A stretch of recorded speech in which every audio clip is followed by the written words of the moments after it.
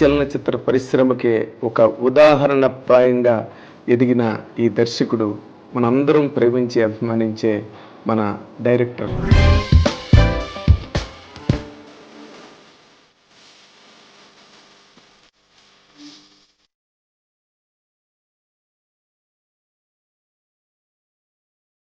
Failures ఏంటో నేర్చుకుని మళ్ళీ అదే పనిలోకి వెళ్తా. ఫెయిల్యూర్ అనేది బెస్ట్ టీచర్ నాకు తెలిసి. ఏంటి ఆ ఫెయిల్యూర్స్ మీరు నేర్చుకున్నది ఏంటి సార్? ఒకటేనండి, నేను ఐడియా ఫెయిల్ అవుద్ది కానీ మనిషి ఫెయిల్ అవడం అనుకుంటాను. నేను మనిషిగా ఫెయిల్ అవ్వాలా. ఇక్కడ సక్సెస్ బట్టి మనిషిని క్యాల్కులేట్ చేసే స్థాయిని దాటేసాను నేను. ఈ ఫెయిల్యూర్ ఇందువల్ల వచ్చింది అని గనక మీరు సెల్ఫ్ అనాలిసిస్ చేసుకోవాలంటే ఏ సినిమాల గురించి చేసుకుంటారు సార్? బాబ్ బంగారం సెల్ఫ్ అనాలిసిస్ చేసుకోవాలి నేను. ఎందుకంటే నేను అనుకున్న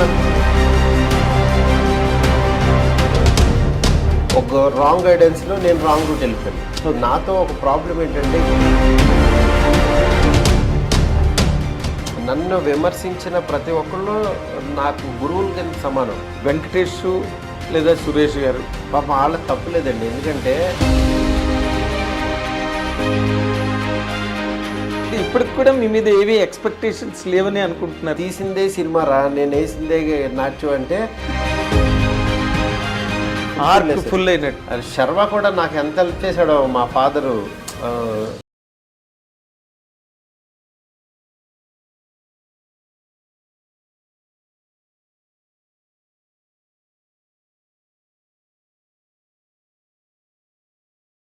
సార్ కాంబినేషన్స్ నమ్ముకుని కథలేయకూడదు అంటున్నారు. అది ఎప్పుడు ఫోర్స్గానే ఉంటుంది. ఫోర్స్డ్గానే ఉంటుంది. హీరో రాగానే కథ వేసేవాడిని సార్ ఇదివరకు. నేను అది చాలా తప్పని చేశాను. క్రోర్ క్లబ్ ప్రొడ్యూసర్ ఎస్కేఎన్ లేదండి, తన కష్టం అండి. తను కూడా బాగా టైం తీసుకున్నాడండి. స్ట్రాంగ్గా ఇసిరేస్తాడు. అదే సేమ్ తను శ్రేయసీను అవ్వచ్చు కాన్సెప్ట్స్. ఇప్పుడు బేబీ సినిమా దానిలో మీ పాత్ర ఎంత ఉన్నదండి? ఫస్ట్ హాఫ్ చూసిన తర్వాత అదిరిపోయింది సినిమా అని చెప్పి నేను చాలా హ్యాపీ ఫీల్ అయ్యాను. కానీ ఈ జానర్ సాయి రాజేష్ విశ్వక్సేన్ కథ చెప్పడానికి వెళ్తే కనీసం విశ్వక్సేన్ టైం కూడా ఇవ్వలేదంటండి. కొబ్బరిమట్ట అలాంటి సినిమాలు తీసిన డైరెక్టర్తో నేను చేయండి గర్భాటం మనకేం తెలియదు. చిన్న ఇన్సల్ట్ అరే వినొచ్చు కదా అదే చిన్న చిన్న ఫీలింగ్ ఉండొచ్చేమో, చిన్న పెంచి ఉంటుంది కదండి. అది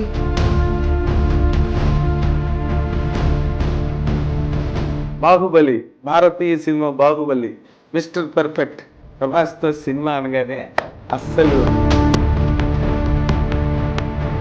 but what is your experience? There is lot of expectation around. అది ఏదైతే ఎక్స్పెక్ట్ చేస్తారో దానికి 1% ఎక్కువ ఇస్తాను తప్పించి 1% కూడా తగ్గించినది మాత్రం ప్రామిస్ చేస్తాను. ఐ డ్రీమ్ ప్రేక్షకులకు స్వాగతం. ఇప్పుడు మనం ఇంటర్వ్యూ చేయబోతున్న డైరెక్టరు అతడు ఒక నిత్య స్వాప్నికుడు, అనునిత్య సృజన శ్రామికుడు. సినిమావే ప్రాణంగా, సినిమావే ధ్యేయంగా, సినిమావే ధ్యానంగా అంచెలంచెలుగా చలనచిత్ర పరిశ్రమలో ఎదుగుతూ ఈ రోజున తెలుగు చలనచిత్ర పరిశ్రమకే ఒక ఉదాహరణప్రాయంగా ఎదిగిన ఈ దర్శకుడు మనందరం ప్రేమించి అభిమానించే మన డైరెక్టర్ మారుతి గారు. ఆయనతో ఇప్పుడు మనం ఇంటర్వ్యూ చేయబోతున్నాం. Welcome to all the audience of I dream. నమస్తే సార్. నమస్తే సార్. మీరంటే నాకు ఒక ప్రత్యేకమైన గౌరవం. దానికి కారణం ఏంటంటే, అంటే సినిమా ఇండస్ట్రీలోకి వస్తూనే పెద్ద హీరోలతో చేసేయాలి, మనకున్న రిలేషన్సో లేకపోతే మనకున్న పలుకుబడో ఉపయోగించుకుని ఒక పెద్ద స్లాట్లోకి రాత్రికి రాత్రి వెళ్ళిపోవాలనుకునే ఒక సహజమైన మనస్తత్వం ఉన్న చిత్ర పరిశ్రమ ఇది.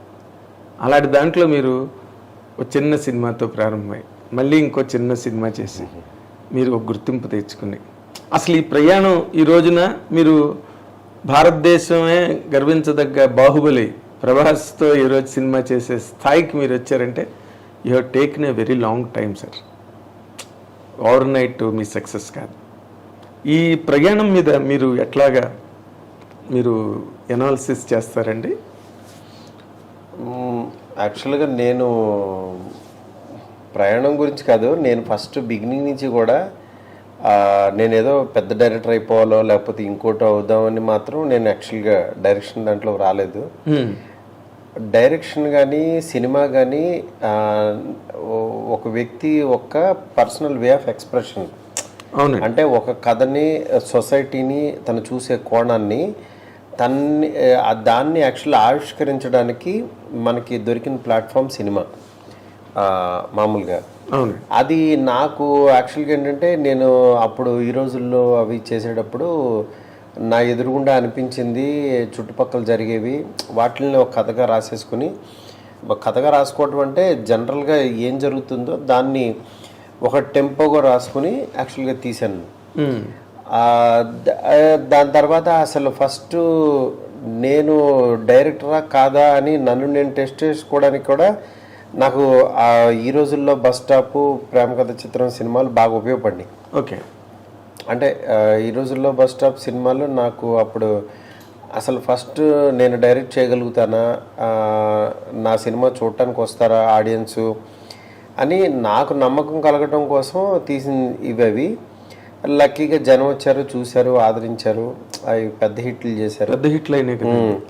దాని తర్వాత ఓన్లీ వీడు డబుల్ మీనింగ్ మీద ఆధారపడ్డాడు అని అదినిదని కొంతమంది జనం మాట్లాడినప్పుడు, అలా కాదు, మనం ఓన్లీ దీన్నే తీయగలమా, వేరే తీయలేమని ప్రేమ కథ చిత్రం తీశాను అప్పుడు. అంటే జానర్ హర్రర్లో కామెడీ పెట్టి. అప్పుడు యాక్చువల్గా ఏంటంటే వీడు కొంతమంది ఇంకా మిగిలిన అందరూ యాక్సెప్ట్ చేశారు.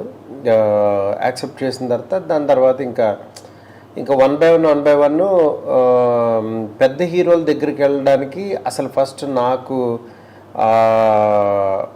మెయిన్ వాళ్ళని హ్యాండిల్ చేయగలనా, వాళ్ళ వే ఆఫ్ థింకింగ్ ఎలా ఉంటుంది అని నేను ఎప్పుడు కంగారు పడేవాడిని కాదు. ఫస్ట్ అసలు నాకేంటంటే, ఈ సినిమా వచ్చిన సక్సెస్ని నెక్స్ట్ సినిమాకి వాడేయాలి, నెక్స్ట్ సినిమాకి పెద్దవాళ్ళ దగ్గరికి వెళ్ళి పట్టేసుకుని ఇంకా పైకి వెళ్ళిపోవాలి అని ఈ కంగారు లేదు నాకు ఫస్ట్. అసలు కంగారు అనేది మీ కెరీర్లో లేదు. నేను 2012-13లో రాధా సినిమా గురించి ఏదో ఒక చిన్న ఏదో కాంట్రవర్సీ అయితే ఆ సినిమా దాంట్లో చెప్పాను, నా దగ్గర ఉన్న కథలో నేను సూపర్ మార్కెట్ లాంటి వాడిని, ఇక్కడ అన్నీ దొరుకుతాయి, నాకు ఈ కథని కాదు ఆ కథని కాదు, నేను లాంగ్ రన్ ఉంటాను అని నేను 10 years బ్యాక్ చెప్పాను. అవునా? రాధా ఏదో ఎవరిదో కథని అట్లాంటి ఏవో అంటే కొంచెం దగ్గర ఉంటే మ్యాచ్ అవ్వచ్చు, అది వేరే మ్యాచ్ అవ్వచ్చు.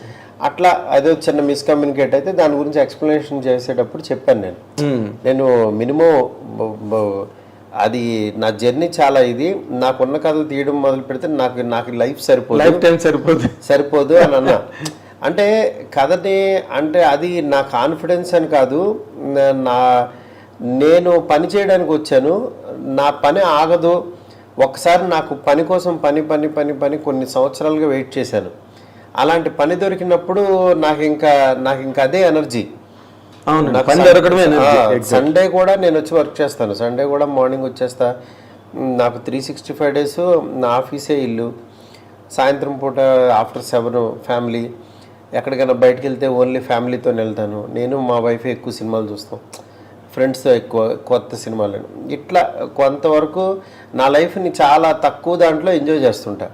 ఇంకా దీన్ని దాటి ఈ వేరే దాంట్లో ఎంజాయ్మెంట్ ఉందని ఊహించుకోను ఫస్ట్. ఓకే. నా ఎంజాయ్మెంటు, నా సక్సెస్, నా ఫెయిల్యూరు అన్నీ నా పనే. ఈ పని బాగా చేయకపోతే ఒక ఫెయిల్యూర్ అయిన పని, దాని నుంచి ఓహో ఇది నేర్చుకున్నానని నెక్స్ట్ మళ్ళీ పనికి వెళ్తా. అంతే పని ఫెయిల్యూర్స్ ఏంటో నేర్చుకుని మళ్ళీ అదే పనిలోకి వెళ్తా. మీరు ఇంకో పని చేయలేదు కదా? ఇంకో పని చేయలేను. ఆ పనిలో ఓహో ఈ పని చేసేటప్పుడు ఈ ఫెయిల్యూర్ వస్తుందని తెలుసుకుంటా. అంతే. అదో గుణపాఠం కింద తీసుకుంటా. అంతే. అంటే మనకి లైఫ్లో ఎక్స్పీరియన్సెస్ లేకపోతే ఎలాగా? అయ్యో, ఎందుకనంటే ఆ ఎక్స్పీరియన్స్ నేర్పేది మనకి ఫెయిల్యూరే. అందుకని ఫెయిల్యూర్ని మించిన గొప్ప ఎక్స్పీరియన్స్ డబ్బులతో కొనలేవు. అదే లేదండి, అందుకని మనకేంటంటే ఫెయిల్యూర్ అనేది వచ్చినప్పుడు ఇంకా దేవుడు ఆశీస్సుల కింద భావించాలి. అది భగవంతుడి ఆశీస్సులు ఉంటేనే యాక్చువల్గా ఫెయిల్యూర్ వస్తుంది. ఎందుకు ఉత్తుపునని ఫెయిల్యూర్ రాదు. ఎందుకంటే ఈ సిన్సియర్ కష్టపడి ఇంకా మీకు బ్యాక్ టు బ్యాక్ సక్సెస్ అవుతూ ఇట్లు కొట్టుకుంటూ వెళ్ళిపోతుంటే ఎక్కడ నేర్చుకుంటారు? నేర్చుకోవడానికి ఏముండదండి, ఏమి నేర్చుకోదు కదా. అందుకని ఒక ఫెయిల్యూర్ వచ్చి మధ్యలో ఒకటి ఫెయిల్యూర్ వస్తే దాని తర్వాత ఇంకోటి సక్సెస్, అట్లా ఎప్పుడు కూడా ఫెయిల్యూర్ అనేది బెస్ట్ టీచర్ నాకు తెలిసి.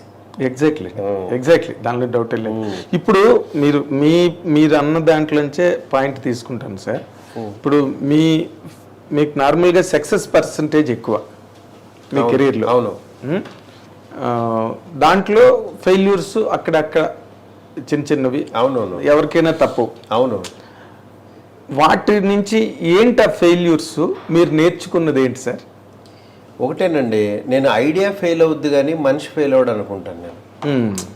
నేను తీసుకున్న ఐడియా ఫెయిల్ అవ్వచ్చు, ఎందుకంటే అంతకుముందు నేనే కదా తీసింది ఒక సక్సెస్ నేనే కదా కొట్టింది. అంటే అందులో అంటే ఐడియా సక్సెస్ అయింది, ఈ ఐడియా ఫెయిల్ అయింది, అంతేగాని మనిషి ఫెయిల్ అవ్వడు అంటున్నా. ఓకే, నేను మనిషిగా ఫెయిల్ అవ్వాలా. మనిషిగా ఫెయిల్ అవ్వటం అంటే మన క్యారెక్టర్ పోయినట్టు. అవునండి, మన క్యారెక్టర్ పోయినప్పుడు మనిషిగా ఫెయిల్ అవుతాం. అది క్యారెక్టర్ ఫ్లాప్ అవుతుంది. క్యారెక్టర్ ఫ్లాప్ అవుతుంది. క్యారెక్టర్ ఎందుకు ఫ్లాప్ అవుద్ది అంటే మనం ఉన్న ఒరిజినాలిటీని బయట పెట్టకుండా ఫేక్ ఎమోషన్స్తో రన్ చేస్తున్నాం అనుకోండి. డూప్లికేట్ ఎన్ని రోజులు యాక్టింగ్ చేయలేమంటున్నా. అవునండి, యాక్టింగ్ పర్టికులర్ మహా అయితే 24 hours యాక్టింగ్ చేయగలం సార్. మళ్ళీ నెక్స్ట్ డే మార్నింగ్ పళ్ళు తోముకోవాలి, ఇది చేయాలి, ఒరిజినాలిటీలోకి రావాల్సిందే. ఖచ్చితంగా ఈ యాక్టింగ్ ఇన్నాళ్ళు మట్టి ఉన్నాను, ఇంతకాలం ఇంతమంది ఎక్కడ ఎవరితో అందరితోనూ మంచిగా వెళ్తున్నాను అంటే బికాస్ ఆఫ్ నా క్యారెక్టర్. అంటే నా ఫెయిల్యూర్తో సంబంధం లేకుండా నా ఆపర్చునిటీస్ అలా గ్రో అవుతున్నాయి అంటే బికాస్ ఆఫ్ మై క్యారెక్టర్ అంటున్నా. అవునండి, చాలా మందికి ఇక్కడ డౌట్ ఏంటంటే వీడు ఇచ్చిన ఏది యావరేజ్ సినిమాలు, ఈ బిఫోర్ సినిమా ఈయనెందుకు ఇచ్చాడు, అదెందుకు చేసి జరిగింది, అసలు ఇది ఫెయిల్యూర్ కదా, అసలు దరిదాపుల్లో చూడకూడదు కదా అంటారు. కానీ ఒక మనిషి ఐడియానే ఫెయిల్ అవుద్ది కానీ వీడు ఫెయిల్ అవ్వలేదనేది నేను బిఫోర్ ప్రూవ్ చేసుకున్నా. అవునండి, అందువల్ల ఏమవుతుందంటే ఇక్కడ సక్సెస్ బట్టి మనిషిని క్యాల్కులేట్ చేసే స్థాయిని దాటేశాను నేను. ఎగ్జాక్ట్లీ, చాలా మంచి స్టేట్మెంట్. ఇది ఎప్పుడు కూడా మనిషి అలా డిజైన్ చేసుకోవాలంటున్నా. సక్సెస్ని బట్టి ఫెయిల్యూర్ని బట్టి నన్ను యాక్చువల్ క్యాల్కులేట్ చేయమాకండి అని నేను ఆడియన్స్కి వీళ్ళకి హింట్ పంపించేశాను నేను. ఓకే, నేను ఇండస్ట్రీకి నా ఫ్రెండ్స్కి అందరికీ ఒక రకంగా పంపించేశాను. అందుకని దాన్ని బట్టి ఎవరైతే క్యాల్కులేట్ చేస్తున్నారో వాళ్ళందరూ కొంచెం అమాయకులు, కొంచెం తక్కువ స్టాండర్డ్ నాకు తెలిసి. అవునండి, ఎందుకంటే దీని తర్వాత సుడిని బట్టి ఆడుతుంది, అదృష్టం బట్టి వచ్చింది, వీడికి చాలా అదృష్టం, ఇట్లా కొంతమంది అనుకుంటారు. ఎవరు వ్యాఖ్యానాలు వాళ్ళు అండి. మామూలుగా చెప్తున్నా, జనరల్గా ఏంటంటే మనం ఇక్కడ ఎదటోడు సక్సెస్ని కానీ ఎదటోడు దీన్ని కానీ ఒప్పుకోలేనోడు అదృష్టం మీదకు తోసేస్తాడు. ఎగ్జాక్ట్లీ, మామూలుగా ఇంకెందుకంటే అదృష్టం వాడి జాతకం బాగుందో లేకపోతే ఇంకో దాని మీద తోస్తే కానీ వీడికి యాక్చువల్గా మెంటల్ సస్టైనబిలిటీ ఉండదు, మెంటల్ సాటిస్ఫాక్షన్ వీడి సాటిస్ఫై అవ్వలేడు. అందుకని అదృష్టం మీద వీడు బాగా సుడిగాడు దీని మీద తోసేస్తారు. కానీ ఇక్కడ నాకు చూడని కాదు, అవతల వాళ్ళు ఇది ఎంతమంది టీం ఉండాలి, ఒక కథను ఒప్పించాలంటే ఎంత కష్టపడాలి, మరి చిన్న సినిమా తీయాలంటేనే ఎంత ఆడియన్స్ని రప్పించడానికి ఎన్ని ఎఫర్ట్స్ పెట్టాలి. అలాంటిది ఒక పెద్ద స్థాయి హీరోని అవ్వచ్చు, ఇంకోళ్ళు అవ్వచ్చు, ఒప్పించడం అనేది ఎంత కష్టం అనేది, ఎంత కష్టసాధ్యం అనేది ఎవరికి అది ఊరికినే ఏ పనులు జరగవు. కానీ ఊరికినే జరిగిపోతాయి అని కొంతమంది చిన్న అంటే హాఫ్ నాలెడ్జ్తో కొంతమంది అనుకుంటూ ఉంటారు. కానీ వాళ్ళు రియలైజ్ అయ్యి ఇది కరెక్ట్ కాదురా, మనం రాంగ్ ఆలోచిస్తున్నాం అని రియలైజ్ అయ్యే టైంకి వాడి చేయి దాటిపోద్ది, వాడి కెరీర్ అయిపోద్ది. అవునండి, ఇలాంటి వాళ్ళని నేను ఇంతమందిని చూశాను ఇక్కడ. అందుకని ఎవరేం మాట్లాడుకుంటున్నా నా పని నేను చేసుకుంటూ వెళ్ళిపోతూ ఉంటాను. ఎందుకనంటే నా పని ఆపేసి వెనక్కి తిరిగిన రోజు వీళ్ళు ఇలా అనుకున్నారు అలా అనుకున్నారు వెనక్కి తిరిగిన రోజు నేను ఆగిపోతా, ఫస్ట్ మీరు ఆగిపోతారండి. అందుకని నాకు భయం ఏంటంటే ఎవడన్నా నాకు కొంతమంది వాళ్ళు ఎలా అన్నారన్నా వీళ్ళు ఎలా అన్నారు ఈ చెప్తున్నా నవ్వురుకుంటా, అమ్మా ఇంకా వాళ్ళు అదే రేంజ్లో ఉన్నారనమాట, అదే స్థాయిలో ఉన్నారు, వాళ్ళు ఇంకా ఎదగలేదనమాట. ఇలా నాలెడ్జ్ మీద లేకపోతే వీడికి సుడి మీద వచ్చిందో అదృష్టం మీద వచ్చిందని అనుకుంటున్నారంటే వాడి స్థాయి అంతే అనమాట. అంటే వాడు ఇంకా ఎదగడానికి అంటే వాడి ఎక్స్పీరియన్స్ అయ్యి ప్రపంచానికి 4 మంచి మాటలు చెప్పడానికి ఇంకా చాలా టైం ఉందన్నమాట. అని నేను ఫీల్ అవుతా, నేను రియలైజ్ అవుతా అని నవ్వుకుని ఊరుకుంటా, సరదాగా ఓకే అనుకుంటా. అదేలేదు. అంటే మీరు ఇదమిద్దంగా మీ కెరీర్లో మీరు చాలా శల్య పరీక్ష చేసి చాలా రకరకాల ల్యాబొరేటరీ టెస్టులు చేస్తే కానీ మీరు ఒక సినిమాతో బయటికి రారు. అవును, అది పెద్ద హీరో కావచ్చు, లేకపోతే ఈ రోజుల్లో బస్ స్టాప్ అలాంటిది కావచ్చు, ఏదైనా కావచ్చు. ఎందుకంటే మీరు అన్ని హ్యాండిల్ చేశారు కాబట్టి you have varied range of films in your bag. And మీరు ఇందులో ఇది నా ఫెయిల్యూరు, ఈ ఫెయిల్యూర్ ఇందువల్ల వచ్చింది అని గనక మీరు సెల్ఫ్ అనాలిసిస్ చేసుకోవాలంటే ఏ సినిమాల గురించి చేసుకుంటారు సార్? నేను బాబ్ బంగారం సెల్ఫ్ అనాలిసిస్ చేసుకోవాలి నేను. ఎందుకంటే నేను అనుకున్న కథ వేరు, పాయింట్ వేరు. దాని తర్వాత నా చుట్టుపక్కల వాళ్ళు అవ్వచ్చు, అసిస్టెంట్స్ అవ్వచ్చు, వాళ్ళు చెప్పిన విధానంకి ఓహో ఇది కరెక్ట్ కాదేమో, పెద్ద హీరోకి ఇలా చేయాలేమో అలా చేయాలేమో అనుకుని ఒక రాంగ్ గైడెన్స్లో నేను రాంగ్ రూట్ వెళ్ళిపోయాను. నాతో ఒక ప్రాబ్లం ఏంటంటే ఎవరేం చెప్పినా బిలీవ్ చేసి వాళ్ళతో పాటు ట్రావెల్ అయిపోతాను. సగం దూరం వెళ్ళిపోయిన తర్వాత అరే ఇలా వచ్చాను. నా సక్సెస్ కూడా అలాగే జరిగింది. నా సక్సెస్ కూడా నా చుట్టుపక్కల వాళ్ళు, నా ఫ్రెండ్స్ ఇది చాలా బాగుంటుందని అంటే నిజంగా బాగుంటుందని వెళ్ళిపోయి సక్సెస్ కూడా కొట్టాను. అదే దీంట్లో వెళ్ళిపోయి ఫెయిల్యూర్ కూడా అయ్యాను. ఈ అంటే ఎండ్ ఆఫ్ ద డే నేను ఇండివిజువల్గా ఎవరి ఇది లేకుండా చేసిన యాక్చువల్గా కొన్ని ఈ రోజుల్లో కానీ బలిబలి మగాడవే కానీ చిన్న చిన్న సలహాలు తీసుకోవాలి కానీ పూర్తిగా వాళ్ళ ఇన్ఫ్లుయెన్స్ అవ్వకూడదు అని చెప్పి దాని తర్వాత శల్యారెడ్డి తర్వాత రియలైజ్ అయ్యాను నేను. రియలైజ్ అయినా సరే పక్క కమర్షియల్లో కూడా కొన్ని మిస్టేక్స్ చేశాను. నేను ఇలా తీయకూడదు కదా, నేను అనుకున్న సినిమా ఇది కాదు కదా, నువ్వు చెప్పింది ఇది కాదు కదా అంటారు ఫస్ట్ లాస్ట్లో సినిమా రిలీజ్ తర్వాత. అదే కదండి, అది నాకు యాక్చువల్గా మా ఫ్రెండ్ ఎస్కేఎన్ఏ మెయిన్ డల్లింగ్. ఎందుకంటే ఫస్ట్ ఐడియా తనకే బౌన్స్ చేస్తాను నేను. చేసినప్పుడు ఇది అన్నప్పుడు ఇది నువ్వు చెప్పి అంటే తను కూడా నన్ను బట్టి వెళ్ళిపోతూ ఉంటాడు. నువ్వు ఇది కాదు కదా చెప్పింది, ఇలా ఎందుకు అయింది, అక్కడ ఎలా చేశారు, తనకి ప్రాక్టికల్స్ కొన్ని తెలుస్తుండే. అవునండి. అందుకని చెప్పి నన్ను ప్రాపర్గా కరెక్ట్ చేసే పర్సన్ ఉండాలి. నాకు ఎప్పుడు ఒక వాల్ ఉండాలి. ఎవరికైనా అవసరం కదా, ఎవరికైనా కావాలి, నాకు ప్రత్యేకంగా కావాలి. ఎందుకంటే నేను ముందే చెప్పాను సూపర్ మార్కెట్ లాంటి నా దగ్గర అన్నీ ఉంటాయని. అక్కడ చెత్త దొరుకుతుంది, కుళ్ళు దొరుకుతుంది, ఇది దొరుకుతుంది. కుళ్ళు కూడా మంచి అని చెప్పి యాక్చువల్గా వాళ్ళు ఇది చాలా బాగుంటుందని నమ్మితే ఓహో ఈ నమ్మాడు కదా అని చెప్పి ఆ కుళ్ళే బెస్ట్ అనుకుంటా. నా దగ్గర ఆ ప్రమాదం ఉంది. అందుకనే నాకు కొన్ని యావరేజ్లు, కొన్ని సూపర్ హిట్లు, కొన్ని ట్రెండ్ సెటర్లు రావడానికి కారణం అదే. నా దగ్గర అన్ని రకాలు. ఎందుకనంటే ఒక సినిమా వచ్చి భలే తీసాడని అనుకుంటే ఇంకో సినిమా వచ్చి ఏం లేదండి మ్యాటర్ అయిపోయిందని అనుకుంటారు. మళ్ళీ ఇంకో సినిమా అమ్మ ఇది బాగా తీసుకున్నాడు, ఇది భలే కుదిరిందని అనుకుంటారు. అంటే ఒకే నాలుక యాక్చువల్గా రకరకాలుగా మాట్లాడుతుంది. బికాస్ నా మెచ్యూరిటీ లెవెల్, నా ఐడియాలజీ ఇన్ని బట్టే అవతల వాళ్ళు మాట్లాడుతున్నారు. అంటే నేను కూడా అలా ఫ్లెక్సిబుల్ అయిపోతున్నాను. అందుకని వాళ్ళు అలా మాట్లాడటానికి అవకాశం దొరుకుతుంది. ఎగ్జాక్ట్లీ. ఇప్పుడు మీకు ఇండస్ట్రీలో ఏంటంటే ఒక ఫెయిల్యూర్ వస్తే ఒకసారి చూస్తారు, రెండో ఫెయిల్యూర్ వచ్చింది అనుకోండి ఇంక ఇది అయిపోయాడని ఫిక్స్ అయిపోతారు. కానీ నాకు బ్యాక్ టు బ్యాక్ ఫెయిల్యూర్ హిట్లతో సంబంధం లేకుండా నా కెరీర్ అలా నడుస్తుంది. నాకు స్టార్స్ వస్తున్నారు, ఇంకా ఇంకా గ్రో అవుతున్నాను. ఎందుకనంటే ఇది సుడి కాదు, నా మెంటాలిటీ, నా క్యారెక్టర్. అంటే వీడి దగ్గర ఏదన్నా డ్రా చేయొచ్చు. వీడిని రాంగ్ గైడెన్స్ ఇస్తే రాంగ్ రూట్లో వెళ్తాడు, వీడు రైట్ గైడెన్స్ ఇస్తే రైట్ రూట్లో వెళ్తాడని అవతల వాళ్ళు తెలుసుకున్నారనుకోండి, నాతో చాలా ఈజీ వర్క్. ఇది బాగోలేదు అని చెప్తే నాకు చాలా హ్యాపీగా ఉంటుంది. ఎందుకంటే 10 ఆప్షన్లు ఇస్తా. ఎందుకంటే బాగుంది అని అంటే అక్కడే ఆగిపోతా. ఇది బాగుంది కదా అని ఇంకా ముందుకెళ్ళి ఆలోచించాం. ఇది బాగాలేదు గురు అని నన్ను చిత్రహింస పెట్టేయాలి. అసలు అసహ్యంగా ఉంది, ఇలా అయితే అవదు, వేస్ట్ ఇలాంటి మాటలు అంటే నేను ఇంకా డబుల్ అయిపోతా. ఏంటి ఇలా అన్నాడు ఏంటని ఇంకా అది వెతకడం మొదలు పెడతా. ఇది నేను చేయలేను అని నన్ను అవమానిస్తే నేను చాలా హ్యాపీగా ఫీల్ అవుతా. ఎందుకనంటే దాని నుంచి నాకు మంచి సినిమా వస్తుంది బయటికి. అవునండి. నన్ను డబుల్ మీనింగ్ డైరెక్టరో లేకపోతే ఇలా తీసాడా అన్న అనబట్టే ప్రేమ కథ చిత్రం వచ్చింది, ఒక జానర్ పుట్టింది. అవునండి, అవును. ఆ తర్వాత అది ఎంతమందికి మాతృక, అది 500 సినిమాలు తీశారు హర్రర్ కామెడీలో. అవును. దాన్ని బట్టి యాక్చువల్గా ఏంటంటే నన్ను అలా అనకపోతే ఆ ప్రేమ కథ చిత్రం రాదు. అవునండి. నన్ను అన్న వాళ్ళందరికీ హ్యాట్స్ ఆఫ్ చెప్పాలి. నేను అందుకని నన్ను తిట్టినోళ్ళు కానీ ఇవి కానీ నేను వింటాను.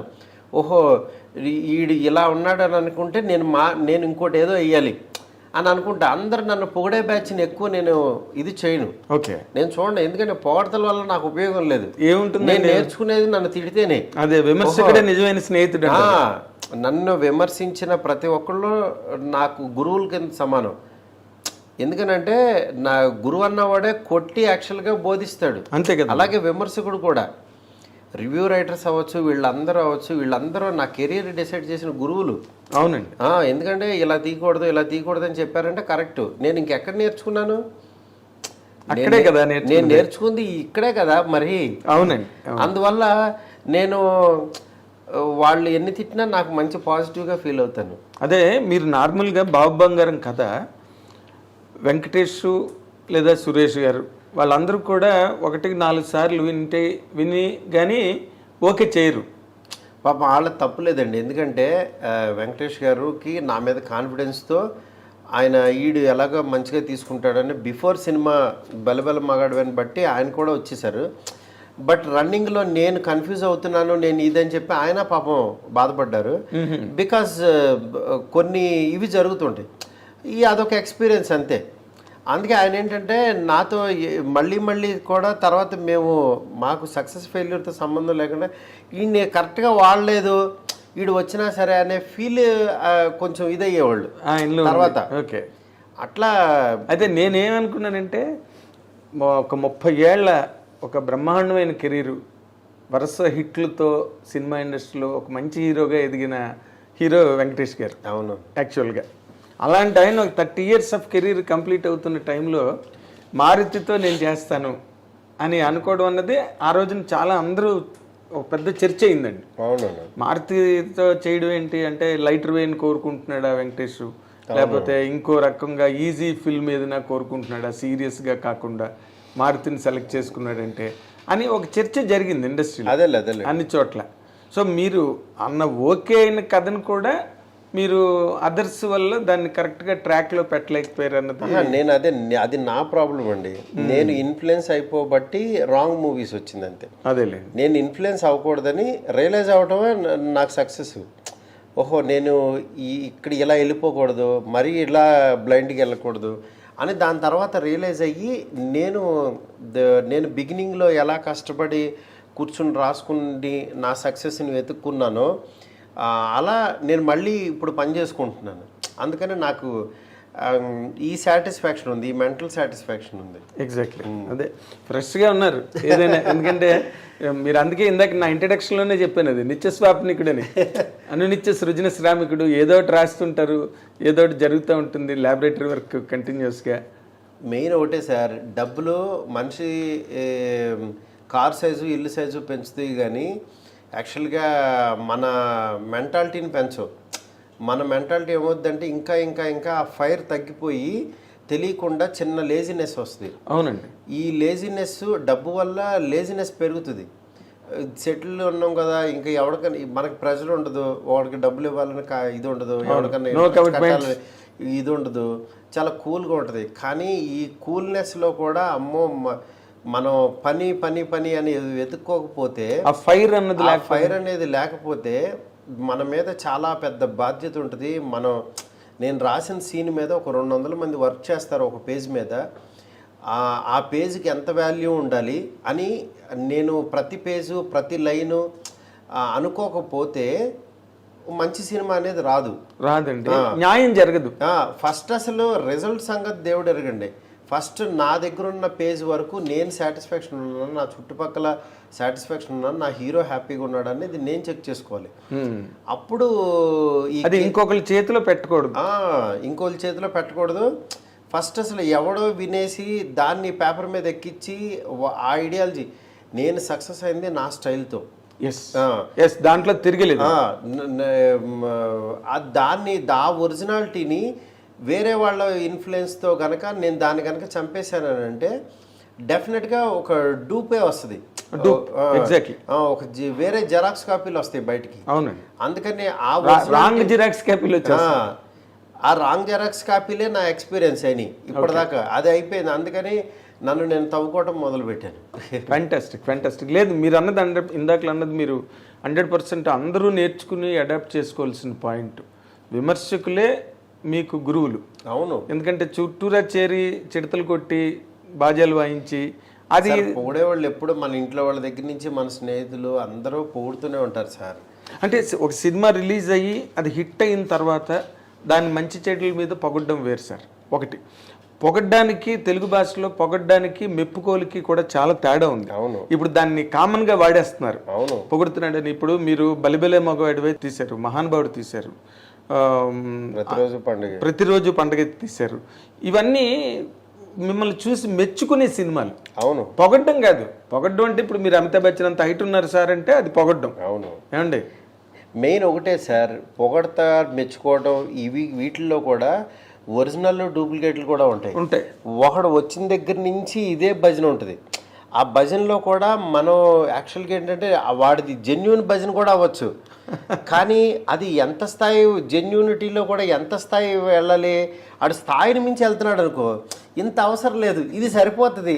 వీడు ఎంత వెళ్తున్నాడంటే మిగిలిన ఎక్స్పెక్ట్ చేసే మాట్లాడతాడు అంతే.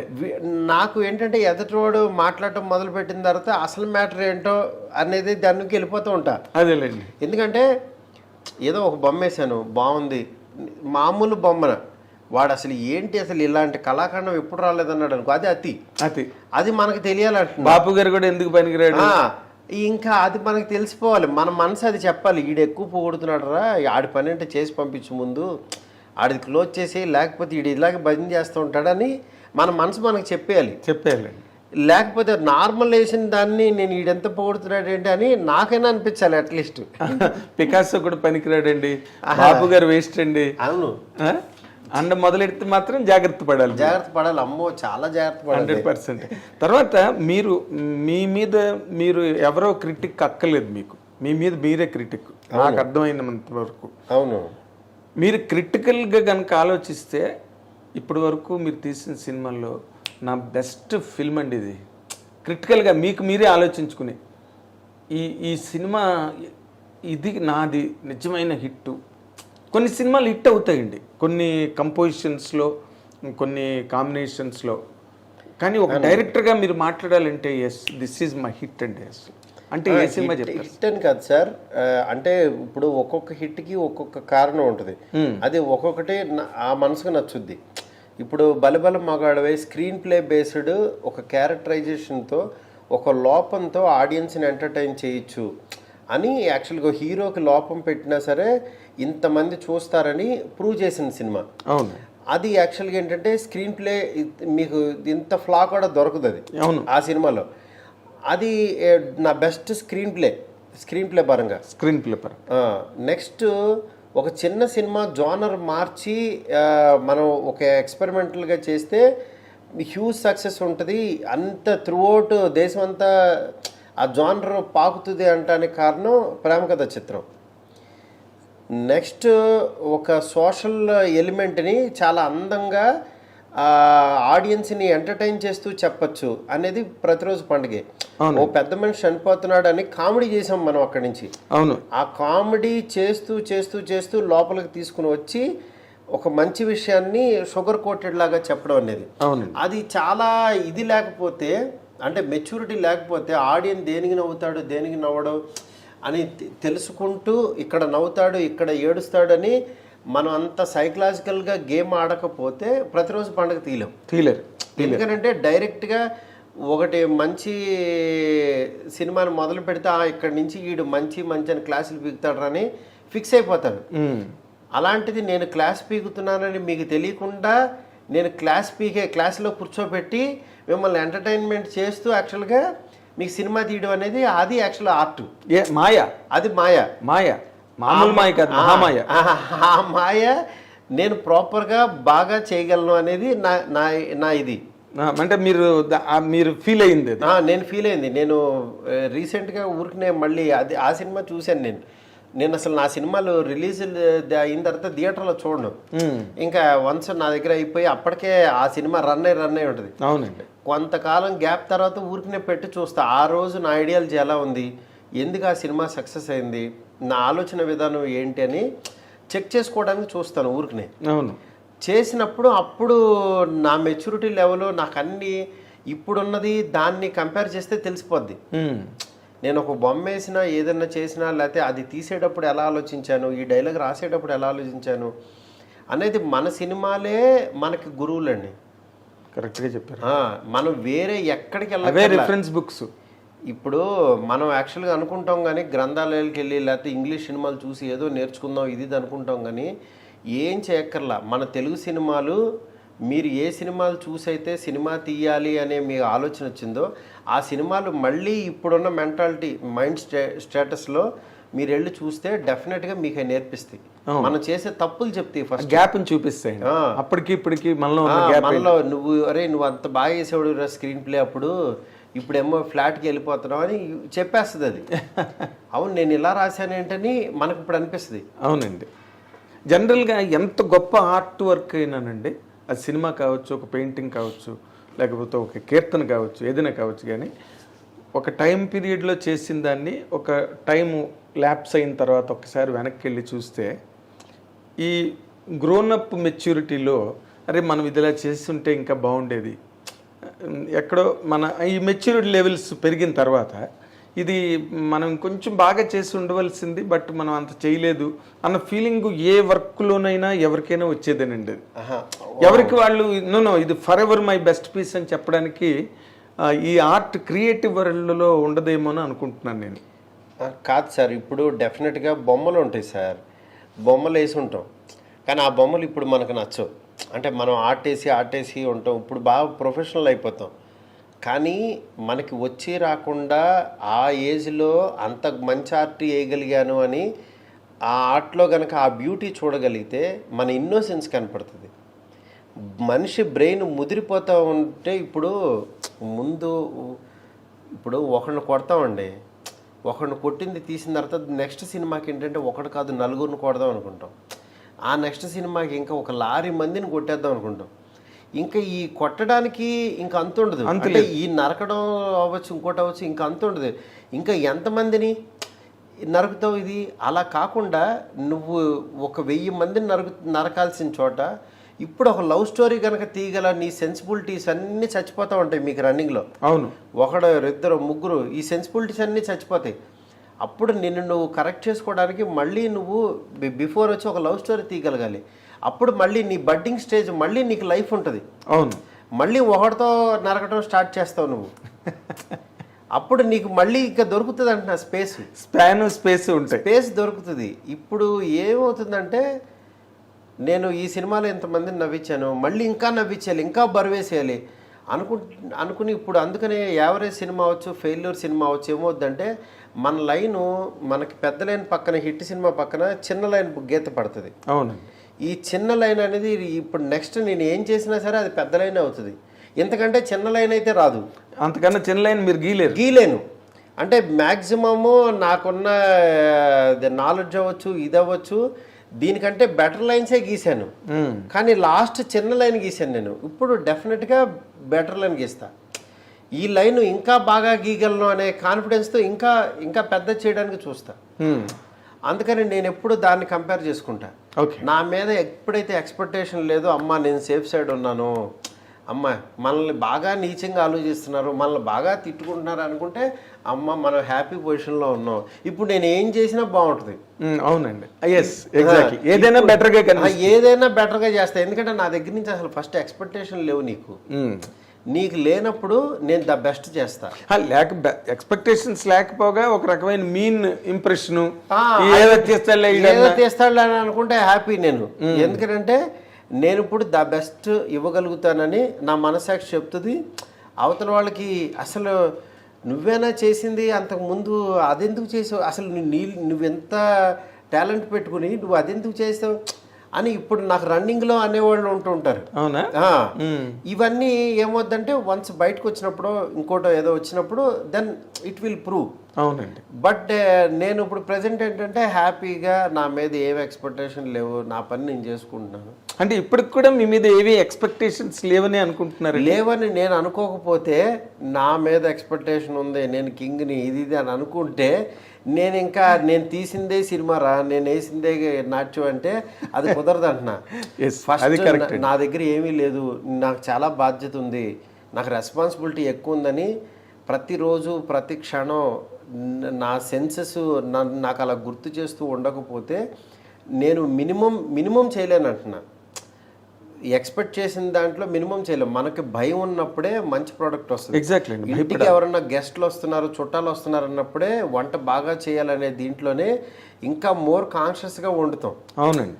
అందువల్ల యాక్చువల్గా రోజు తినేవాళ్ళే అన్నప్పుడు హ్యాపీగా ఇంట్లో వాళ్ళే తిన్నారనుకోండి, క్యాజువల్గా ఉంటుంది. చాలా పెద్ద గెస్ట్ వస్తున్నాడు అనుకున్నప్పుడు ఆ వంట డెఫినెట్గా ద బెస్ట్ ఇవ్వడానికి ట్రై చేస్తాం. ఎగ్జాక్ట్లీ. నేను ఆ ప్రయత్నాల్లో ఉన్నాను. అయితే ఇప్పుడు మీరు బిగినింగ్ ఆఫ్ యువర్ కెరీర్ అంటే హైదరాబాద్ వచ్చిన తర్వాత మీరు ఒక యానిమేటరు, చిరంజీవి గారికి కూడా మీ మీద చాలా హై రిగార్డ్. మొన్న కూడా సభలో బేబీ ఫంక్షన్లో చెప్పారు. అవునవును. నేను ఆ రోజే అనుకున్నాను మారుతి డైరెక్టర్ అవుతాడని కూడా ఆయన రేంజ్ పర్సన్ చెప్పడం చాలా గొప్ప విషయం అండి. అవునవును. అలాగే ఒక అరవింద్ గారు, వీళ్ళందరూ కూడా మిమ్మల్ని ఒక రకంగా అంటే మీకు మీరే యాసిడ్ టెస్ట్ చేసుకున్నారు అనుకోండి. ఈ రోజుల్లోని బస్ స్టాప్ ఎవరు చేయలేదు మీకేమి యాసిడ్ టెస్ట్. అవును, మీరే చేసుకున్నారు. బట్ ఒక్కసారి వాళ్ళ తాలూకా ఆ రోజున ఓ చిరంజీవి గారితో అసోసియేషను, లేకపోతే అదర్వైజ్ ఇంకా అంతకన్నా పెద్ద అసోసియేషన్ ఏముంటుందండి చిరంజీవి గారి కన్నా సినిమా ఇండస్ట్రీలో. అవునన్నా. అది తలుచుకున్నప్పుడల్లా మీకు ఏమనిపిస్తుందంటే ఆయనకున్న ఇమేజ్ మీ మీద, ఆయనకున్న మీ మీద ఉన్న ఇంప్రెషను అది మీ కెరీర్లో రిఫ్లెక్ట్ అవుతున్నదని అనుకుంటారా?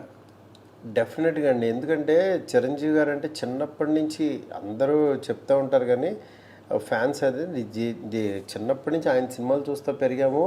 అంటే హార్డ్ కోర్ ఫ్యాన్ లాగానే ఇంకా చిరంజీవి సినిమాలకి వెళ్ళటం, ఆరవటం, బ్యానర్లు కట్టడం, రాయటం, ఆయన బొమ్మలు వేయటం. నా ఆర్ట్ కూడా అలాగే డెవలప్ అయింది. ఓకే. చివరికి ఆయనకి ఉపయోగపడింది నా ఆర్ట్.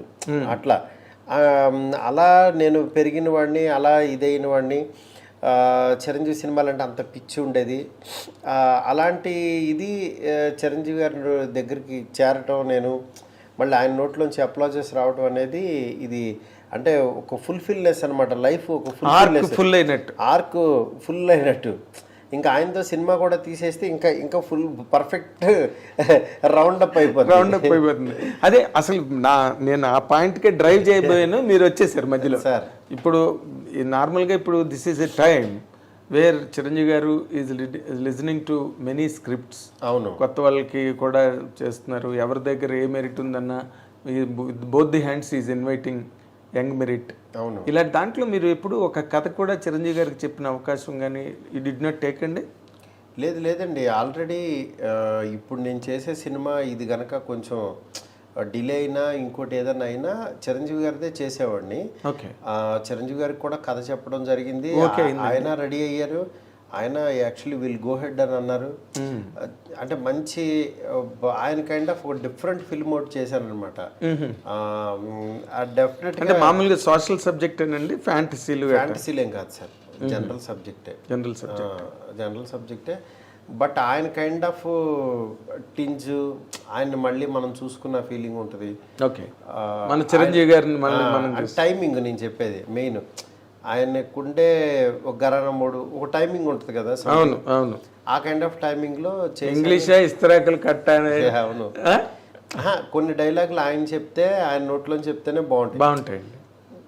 ఆయనే కదండి, నేను చూస్తున్నా కదా, ఒక్కొక్క స్టార్ కి యాక్చువల్ గా ఒక్కొక్క ఇది ఉంటుంది, ఒక టైమింగ్, కోడ్ ఉంటుంది. అంటే ఆయన వాళ్ళ యాటిట్యూడే సినిమాకి. వాళ్ళు జనరల్గా మామూలుగా కలిస్తే మనకి మనుషులాగానే, మనలాగా మనుషులే కదా అనిపిస్తుంది. అవునండి. కానీ వన్స్ స్క్రీన్ మీదకో లేకపోతే వచ్చినప్పుడు వాళ్ళ లోపల నా సోల్ మాట్లాడుతుంది బయటకు వచ్చి. అవునండి. ఆ సోల్ వచ్చి కనెక్ట్ చేసి వెళ్ళిపోతుంది. అది వాళ్ళు తప్పించి ఎవరో చేయలేరు. ఎగ్జాక్ట్లీ. అలా ఒకళ్ళు పెద్ద స్టార్ కానీ ఇంకొకళ్ళు ఇలా ఉన్నారని అంటే, స్టార్స్ అయ్యారని అంటే అంత ఈజీ కాదు. అవునండి. వాళ్ళ కోడ్ ఏదో అందరినీ హుక్ చేస్తాడు. ఇప్పుడు నాని టైము వేరే వాళ్ళలో చూడలేం, నానిగారి టైమింగ్. అవును, అది ఆయనలోనే ఉంటుంది. అట్లాగా నవీన్ పోల్సే టైమింగ్ తనలోనే ఉంటుంది. అలా మీకు చూస్తే ఆర్టిస్టులు అందరూ ఒకళ్ళకి కంపారిజన్ ఉండొచ్చు చూడండి. అవును, బన్నీ టైమింగ్ వేరే వాళ్ళు మ్యాచ్ చేయలేరు. ప్రభాస్ గారి టైమింగ్ వేరే వాళ్ళు చేయలేరు. అట్లా ప్రతి ఒక్కళ్ళు ఒకళ్ళకొకళ్ళు స్పెషల్ టచ్ ఉంటుంది ఒకటి. సో అయితే చిరంజీవి గారిది మీకు ఓకే అయిపోయింది? ఎప్పుడో అయిందండి. అవునా? అయితే మీరు ఎప్పుడు ఇప్పుడు ప్రభాస్ గారి సినిమా తర్వాత ఏమో చూడాలి ఎలా వెళ్తానో. వెళ్తా డెఫినెట్గా. మొన్న కూడా డిస్కస్ చేసాము. టైం సెట్ అవ్వాలి. ఇన్ జనరల్గా హీరోలుగా మీరు మాట్లాడుకోవాల్సి మీరు చేసిన హీరోలే కనుక ఒక నాని కానీ, లేకపోతే ఒక శర్వానంద్ కానీ, లేకపోతే మన సాయి ధర్మ తేజ్ కానీ, ఇప్పుడు ఈ రేంజ్ హీరోలు అంటే వీళ్ళు పూర్తిగా బన్నీ అయితే ఇప్పుడు పెద్ద hero, all India level hero అనుకోండి ఈ రోజున. బట్ వాళ్ళతో మీరు కథలు రాసేటప్పుడు మీరు మామూలుగా మీరు అనుకున్న కథ రాసుకుంటారండి, లేకపోతే వాళ్ళ ఇమేజ్కి కథ రాస్తారా మీరు? ఇమేజ్ని అసలు నేను ఇమేజ్ని బ్యాలెన్స్ చేయలేనండి. అలాంటి డైరెక్టర్ని కాదు. ఫస్ట్ ఓకే, నేనేంటంటే ఇమేజ్ కంటే కూడా మంచి కథ, మంచి సినిమా గొప్పది అనుకుంటాను నేను. ఎందుకంటే వాళ్ళకున్న ఇమేజ్ కరెక్టే, కానీ ఆ ఇమేజ్ని ఈ కథలోకి నేను ఫిట్ చేయగలనా లేదా అనేది చూసుకుంటా. ఆడియన్స్ అంటే నేనే ఆడియన్స్ ఎక్కడో ఉండరు. నేను ఒక హీరోని నేను ఎలా చూడాలనుకుంటున్నానో అదే యాక్చువల్గా చూపిస్తా. అది యాక్చువల్గా ఆడియన్స్ ఎక్కువ మంది చూస్తారు, అలా చూడాలనుకుంటున్నారని నేను అనుకోవచ్చు. ఓకే, అలా అనుకుని నేను తీస్తా. అది కొంతమందికి నచ్చచ్చు, నచ్చకపోవచ్చు, అది వేరే విషయం. మీ జడ్జిమెంట్ మీద మీరు రాసుకుంటారు కదా. మీద నేను ఎప్పుడో కథ అనుకున్నా. మహానుభావుడిది పాయింట్ 2012 13లోనే అనుకున్నా. ఒక క్లెన్లీనెస్ ఉన్నవాడు, ఓసిడి దీని మీద ఉన్నవాడు, మాస్కులు పెట్టుకుని తిరుగుతాడు, ఇది ఇట్లాగా. అసలు దాంట్లో ఆ సినిమాలో ఏంటంటే వైరస్ కూడా అనుకున్నా. ఒక వైరస్ వచ్చింది, కరోనా రాలే అప్పటికి. ఇంకా అదే ఎప్పుడు 2012 అంటుంటే ఒక వైరస్ వస్తే వాడి లవ్ స్టోరీ ఎంత ఇబ్బంది పడతాడని కూడా అనుకుని ఈ వైరస్లు ఇవన్నీ ఎవరికి తెలుసు, నార్మల్ వాళ్ళకి ఎవరికి తెలియదు కదా, ఈ క్యారెక్టర్ విలేజ్కి తీసుకెళ్దాం, అక్కడ పండించచ్చు ఫన్ను అని చెప్పి దాని కథను మార్చా. ఓకే, అట్లా వైరస్ కి బదులు విలేజ్ ఎంచుకున్నా. ఎందుకంటే కొంచెం శర్వాకి యాక్చువల్గా ఇంకా ఆడియన్స్ పెరగాలి, మాస్లోకి కూడా వెళ్ళాలి, అందరికీ తెలియాలి. శర్వా అంటే క్లాసు, అంటే ఓసిడి కాన్సెప్టే క్లాసు. అవును, ఇట్లా ఉంటది అనుకుని యాక్చువల్గా నేను దాన్ని స్పాన్ పెంచడం కోసం అట్లా చేశాను అనమాట. అది ఏంటంటే ఇమేజ్ ని ఇంకా ఎక్స్పాండ్ చేయడం, ఎన్హాన్స్ చేయడం. అవును. ఇప్పుడు మన సాయి ధర్మ తేజ్ ఉన్నాడు. ప్రతిరోజు పండుగ తీసే టైంకి తనకి యాక్చువల్గా బిఫోర్ చాలా తనకి కొన్ని ఫ్లాప్లు, కొన్ని యావరేజ్లు ఇలా వచ్చినాయి. చిత్రలహరితో తను మళ్ళీ పికప్ అయ్యాడు. దాని తర్వాత ప్రతిరోజు పండుగ చేస్తున్నాం. నాకేంటంటే మేము ఇంకా చిత్రలహరి రిలీజ్ అవ్వలేదు అప్పటికి. నాకు అసలు సినిమా కూడా ఎలా ఉంటుందో తెలీదు. తనతో నాకేంటంటే తనకేంటంటే ఒక బలబల మగాడవో లేకపోతే క్యారెక్టరైజేషన్ సినిమా చేద్దామా డార్లింగ్ అన్నాడు. అలాంటిది కూడా చేద్దామని తనతో చెప్పా. కానీ నాకేంటంటే తన సినిమా ఒక ఫ్యామిలీ అందరూ, లేడీస్ అందరూ వచ్చి చూసేలాగా. ఎందుకంటే బయట తేజు చాలా ఫ్యామిలీ పర్సన్. అంటే పక్కన మనుషులకి గౌరవించడం, అసిస్టెంట్లకు గౌరవించడం, హీరో అని ఎక్కడ ఇంత కూడా అహం కానీ ఏం లేదండి. అంటే నేను వర్క్ చేసిన హీరోలందరూ అలాంటి వాళ్ళే, గోల్డ్. నేను చెప్తున్నాను కదా, శర్వా కూడా నాకు ఎంత హెల్ప్ చేశాడో. మా ఫాదరు చనిపోయే పరిస్థితులు ఉన్నప్పుడు, హాస్పిటల్లో ఉన్నప్పుడు అసలు చాలా హెల్ప్ చేశాడు నాకు. అసలు విజయవాడ రమేష్ హాస్పిటల్లో జాయిన్ చేసినప్పుడు తనే చూసుకుని అంత బాగా చేశాడు అనమాట. వీళ్ళందరూ హ్యుమానిటీ గ్రౌండ్స్లో అసలు మామూలు వాళ్ళు కాదు వీళ్ళు. అవునండి. అలాగా తేజు కూడా నాకు తిను ఒక మంచి విషయాన్ని చెప్తే తిని ద్వారా బాగుంటుంది అనుకుని ప్రతిరోజు పండుగ పాయింట్ చెప్పాను. అదే చెప్పంగానే తనకి బాగా నచ్చి లేదు డార్లింగ్ చేద్దాం ఇది అని చెప్పి ఇంకా అక్కడి నుంచి ఫిక్స్ అయ్యి, తను కూడా మా తాతగారు కూడా ఎలాగే ఉంటారు అని తను చాలా ఎమోషనల్గా ఆ జర్నీ చేసేవాళ్ళు. ఓకే, ఐడెంటిఫై చేసేవాళ్ళు. అట్లాగా అది ఇదైందనమాట. మరి నాని బలిబలే మగాడివై సినిమా మీరు చెప్పినప్పుడు, కథ చెప్పినప్పుడు what was his immediate reaction? అసలు ఇమ్మీడియట్ ఏమీ లేదు, చేద్దామని ఫిక్స్ అయిపోయాడు అంతే. ఆయనకి అసలు ఫస్ట్ హాఫే చెప్పాను, సెకండ్ హాఫ్ చెప్పలా.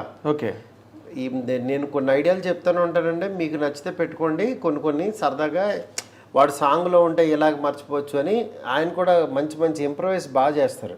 ఓకే, అంటే అంటే డైరెక్షన్ డిపార్ట్మెంట్ నుంచి వచ్చాడు కదా. డైరెక్షన్ అని కాకుండా యాక్టర్ ఎప్పుడు కూడా మన డైరెక్టర్ కథని ఇంకా ఎన్హాన్స్ చేసి లోపలికి వస్తే ఇంకా ఎన్హాన్స్ అవుద్ది. అవునండి. అది యాక్చువల్గా నేను ఇదివరకు ఏంటంటే డైలాగులు చాటపారతల్లాగా రాసేసేవాడిని, ఎక్కువ రాసేవాడిని. దాన్ని ఇన్ని డైలాగులు అవసరం లేదని తను క్రిస్ప్ చేసేవాడు. ఓకే, క్రిస్ప్ చేసి యాక్చువల్గా మీరు డైలాగులు కరెక్ట్గా ఎడిట్ లాగా చేసుకోండి, లెంత్ మీకు అదొక్కటే లోపం అని నాకు చెప్పేవాడు. ఓకే, నాకు ఎప్పుడు అంతకుముందు మిడ్ రేంజ్ హీరోలతో మనం ప్రాపర్ సినిమా తీయలేదు కదా, నాకు అప్పుడు నాకు అనిపించేది ఇట్లాగా నాకు ప్రతి హీరో దగ్గర కొంచెం నేర్చుకుంటూ ఇలా నేర్చుకుంటూ అలా నేర్చుకుంటూ నేను అందుకే పెద్ద హీరోతో చేయడానికి ఎక్కువ టైం తీసుకున్నా. నేను కావాలని తీసుకున్నా. ఓకే, నేను ఏ హీరో దగ్గరికి వెళ్ళి కథ చెప్తానని ఇట్లా ట్రై చేయలే. అవునా? నన్ను అందరూ అడిగేవాళ్ళు పెద్ద హీరోలకి వెళ్ళొచ్చు కదా, ఇది అయిన తర్వాత వెళ్ళిపోవచ్చు కదా ఇలా అని. అలా కాదు, అసలు ఫస్ట్ పెద్ద హీరో దగ్గరికి వెళ్ళిపోయి కంగారుగా అది ఫెయిల్ అయిపోతే మళ్ళీ వెనక్కి రావాలి.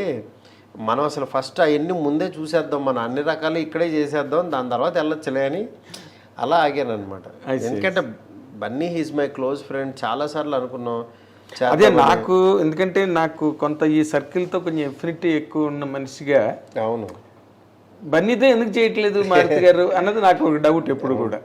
పుష్ప బిఫోరే తనకు ఒక కథ చెప్పాను యాక్చువల్గా, ప్రతిరోజు పండుగ బిఫోర్. ఫస్ట్ హాఫ్ అసలు అదిరిపోయిందని అనుకున్నాం, అన్నీ అయినాయి. సెకండ్ హాఫ్ చెప్పే టైంలో అది రాసుకునే టైంలో తనకి సడన్గా సుకుమార్ రావటం, ఇంకా తను మళ్ళీ అటు బిజీగా ఉంటాడు. మళ్ళీ సుకుమార్లో డైరెక్టర్ వచ్చినప్పుడు మళ్ళీ ఇక్కడే ఇలా దూరకూడదు అనుకుని నాకు ఈ ప్రతిరోజు పండుగ పాయింట్ వచ్చింది. టక్మని నేను ఎక్కువ టైం వెయిట్ చేయను, అదొక ఇది నాకు. ఇది లేకపోతే ఇంకోటి టక్మని వెళ్ళిపోతూ ఉంటా. నేను ఖాళీగా ఉండలేక కోడిరామకృష్ణ గారి టైప్ ఆయన అసలు ఎక్కడ గ్యాప్ ఇచ్చేవారు కాదు. నేను మళ్ళీ ఇది రాసేసుకుని మళ్ళీ తనకే వెళ్ళి చెప్పా ఈ పాయింట్ బాగుంది మారుతుంది ఇది అన్నాడు తను. ఆల్మోస్ట్ నా కథలో బన్నీకి పాయింట్స్ చిరంజీవి గారికి చెప్తూ ఉంటా. ఓకే, ఇన్ జనరల్ గా కూడా ప్రతిరోజు పండుగ చెప్పాను, బలెబల్ మగడమే, అలా కొన్ని కథలు చెప్తుంటా. బన్నీతో ఎక్కువ చెప్తూ ఉంటా. బన్నీకి కలిసినప్పుడల్లా ఈ పాయింట్ నెక్స్ట్ సినిమా ఎలా ఉంటుందని బౌన్స్ చేసేస్తా ఉంటా. అదే పడి ఉంటుంది కదా చెవిలో. అంటే చెప్పేటప్పుడు టక్మని ఒక ఐడియా ఏదో చెప్తాడు, ఇది బాగుంటుంది ఇది అలాగా అని. ఓకే, అది చాలా ఉపయోగపడుతుంటుంది. అంటే మీరు ఇప్పుడు ఇందాక చెప్పిన దానిలోనే మీరు ఒక కథ చెప్పి ఫస్ట్ హాఫ్ చెప్పిన తర్వాత అది బాగుందని బన్నీ అన్న తర్వాత సడన్గా సుకుమార్ ప్రాజెక్టు పుష్ప టేకఫ్ అయింది. అంటే మీరు చెప్పిన కథ కన్నా అది బెటర్ అనుకుని బన్నీ అటు పక్క వెళ్ళడం జరిగిందా, లేకపోతే మీరు కంప్లీట్గా చెప్పకపోవడం? కంప్లీట్గా చెప్పకపోవడం. ఓకే, నేను చెప్పలేదు. నేను సెకండ్ హాఫ్ చేయడానికి నాకు ఇంకా టైం కావాలి యాక్చువల్గా. ఓకే, ఆ టైము పెద్ద స్టార్ హీరోలు వెయిట్ చేయరు కదా. అవును కదా, ఒక పెద్ద డైరెక్టర్ మళ్ళీ అసలు సెకండ్ హాఫ్ ఎలా వస్తుందో తెలియదు. ఫస్ట్ అది బాగా వస్తే ఫస్ట్ హాఫ్ పండుతుంది. అవును, అది బాగా రాలేదనుకో మళ్ళీ వెయిట్ చేసిన టైం అంతా వేస్ట్ కదా. నాకు కూడా దాని మీద అంత కాన్ఫిడెన్స్ లేక నేను వదిలేసాను. ఓకే, నేను అది సెకండ్ హాఫ్ బాగా వస్తుందా రాదనే డౌట్లు నాకు 2 వర్షన్స్ రాసి అది ఇంకా రావట్లేదని చెప్పి వదిలేసాను. ఇంకా కథ నా కథ అది తీయలేదు, ఇంకా పక్కన పడేసాను. ఎప్పుడైనా అలాగే చేయాలండి. బాగా ఫస్ట్ హాఫ్ వచ్చేసిందని షూటింగ్కి వెళ్ళిపోకూడదు. అన్ని బలిబలు మగాడవేలు అవ్వవు కదా. కొత్త పాయింట్ ఏదో తగులుతుంది ఒక్కోసారి. అవునండి, ఒక్కోసారి అసలు నరకం చూపించేస్తుంది. సెకండ్ హాఫ్ సెట్ అవ్వకుండా మీరు సినిమా షూటింగ్ కనుక వెళ్ళిపోయారంటే దొరికిపోయినట్టే. అసలు మనం ఎత్తుకున్న కాన్ఫ్లిక్ట్కి కన్క్లూజన్ ఏమో తెలియకుండా ముందు ఇది బాగుందని ఎక్కేస్తే మీకు ఎక్కువ సినిమాలు ఫెయిల్యూర్ కారణం సెకండ్ హాఫ్ క్లైమాక్స్ వెళ్ళేలా ఉంటుందని వేగ్గా అనుకుని వెళ్ళిపోతారంటారు. అలా కాదు, ఫిక్స్ అయ్యి చేస్తే ఫస్ట్ నుంచి ఆ ప్రాబ్లం మీద వర్క్ చేసుకుని అప్పుడు మీకు క్లైమాక్స్ ఏంటని ఏం చెప్పదలుచుకున్నామని రాసుకుని వెళ్తే చాలా క్లారిటీ ఉంటుంది. ఓకే, లేకపోతే సినిమా ఎడిటింగ్లు అప్పుడు ఇంకో 2 సీన్లు రాయాలని, ఇది పండట్లేదని, ఇప్పుడు ఇంకోటి ఏదో అని, ఈ రిపేర్లన్నీ ఎందుకు వస్తున్నాయి? దానికే పెద్ద షెడ్యూల్స్ అవుతాయి. రిపేర్ల వర్కే ఇప్పుడు అదేదో ముందే పడ్డాం అనుకోండి ఖాళీగా. అవును కదా, పేపర్ మీదే పోద్ది. అవును, పేపర్ మీద ఎడిటింగ్ కూడా చేసుకుని ఇదేమవుద్దంటే వాళ్ళ డేట్స్ ఖాళీ ఉన్నాయి, వీళ్ళ డేట్లు ఖాళీ ఉన్నాయి, ముందు మొదలెట్టేద్దాం, ఎలాగో ఒప్పుకున్నాడు కదా అని వెళ్తాం. అవును, వెళ్ళిన తర్వాత అమ్మ అసలు అక్కడి నుంచి నరకం కనపడుద్ది. అలాంటి పొరపాటు ఏం జరగలేదుగా మీ సినిమాల్లో? నా సినిమాల్లో నా యావరేజ్ సినిమాల్లో అన్నిట్లోనూ జరిగింది. అవునా? ఖచ్చితంగా ఇది ఇలా ఉంటుందని వెళ్తాం. ఈ రన్నింగ్లో ఇది కాదు, ఇలా వెళ్తే బాగుంటుందని అనుకుంటాం.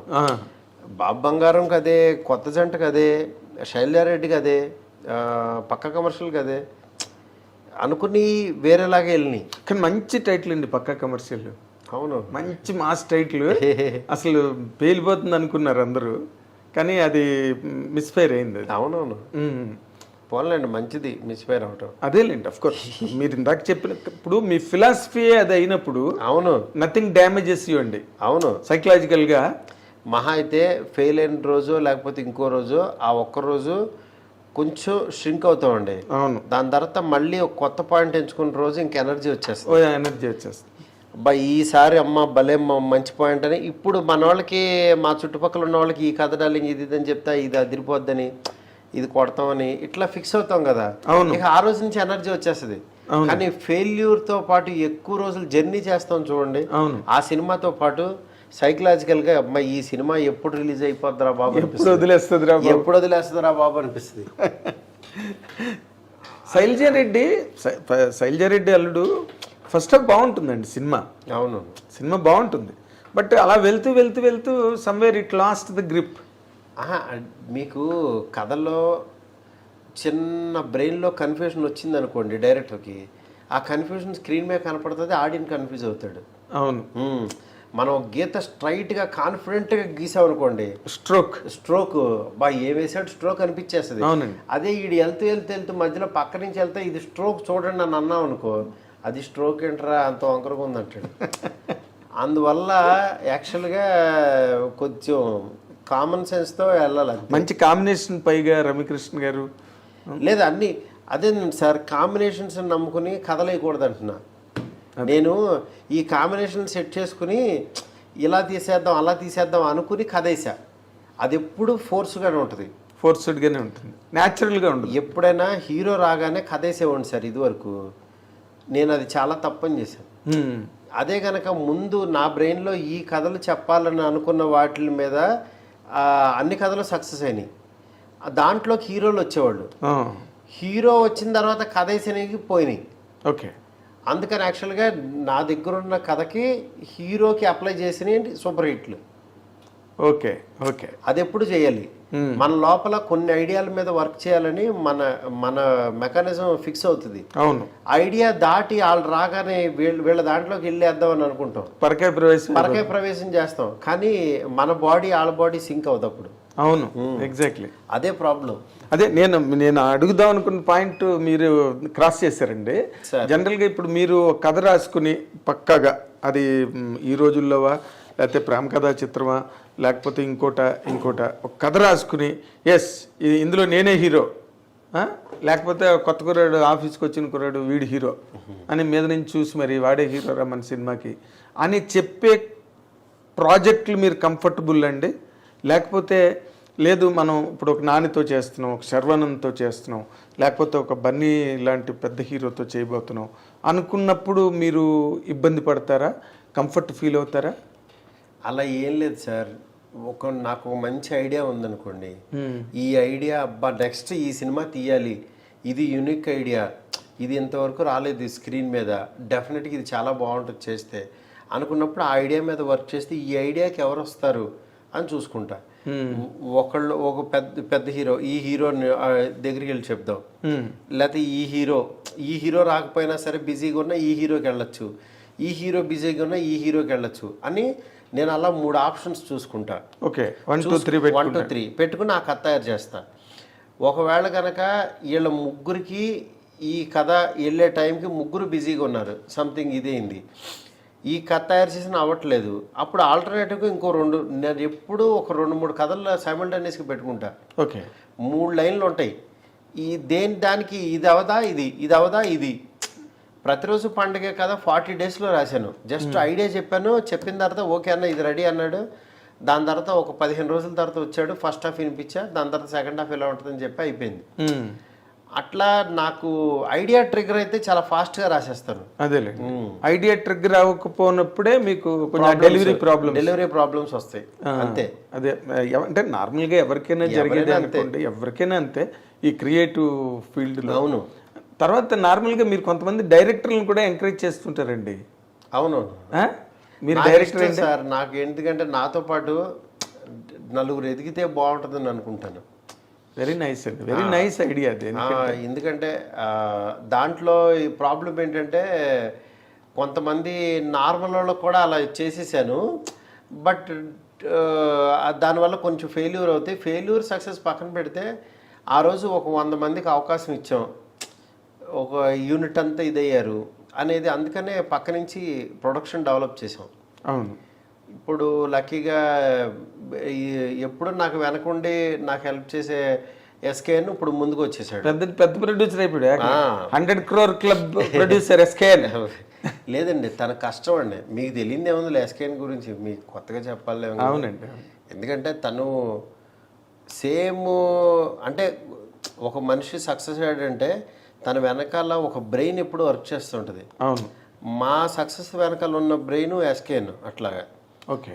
అట్లా గీతా ఆర్ట్స్లో కూడా వచ్చే సినిమాలు అవ్వచ్చు, ఇట్లా వాసు వెనకాల అవ్వచ్చు. అట్లా ఇప్పుడు తను ఏంటంటే ఇప్పుడు తను ముందుకు వచ్చాడు. మేము ఆల్రెడీ సెటిల్ అయ్యాము, తను కూడా ఇదవ్వాలి. తను కూడా బాగా టైం తీసుకున్నాడండి. తన కంగారు మనిషి కాదు సార్.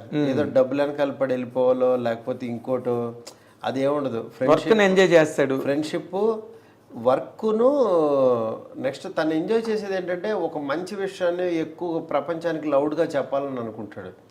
ఈ విషయాన్ని అంటే స్ట్రాంగ్గా ఇసిరేస్తాడు. అదేలేండి.